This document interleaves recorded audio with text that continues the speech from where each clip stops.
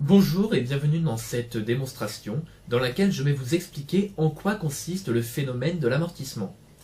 J'utiliserai dans cette démonstration une potence, un ressort qui aura le rôle du résonateur, une masselotte, ainsi qu'un récipient gradué dont la graduation a été effectuée selon la position initiale de la masselotte, c'est-à-dire lorsque sa résonance est inerte.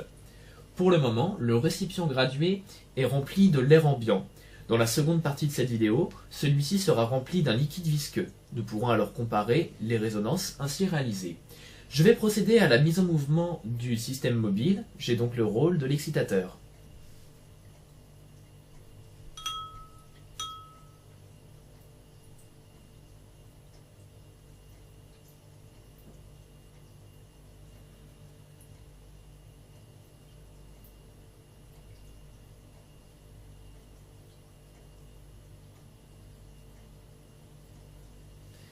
Nous pouvons remarquer que la résonance que j'ai réalisée s'effectue sans amortissement particulier, si ce n'est l'amortissement dû à l'air ambiant qui remplit pour le moment le récipient gradué. On remarque également que cette résonance diminue progressivement. Nous pourrons vérifier ces deux données dans la seconde partie de la vidéo, lorsque le récipient sera rempli d'un liquide visqueux. Nous pourrons voir si ce sont les mêmes. Pour cette deuxième partie, j'ai rempli le récipient gradué d'un liquide visqueux. Nous allons ainsi pouvoir comparer la résonance que j'ai réalisée précédemment à celle que je m'apprête à réaliser. Je vais, selon la même excitation que pour la résonance précédente, procéder à l'excitation du système mobile.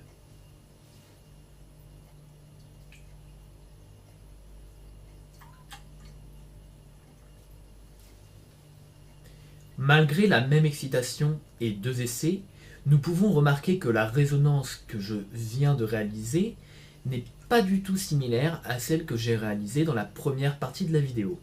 En effet, celle-ci est amortie par le liquide visqueux se trouvant dans le récipient gradué.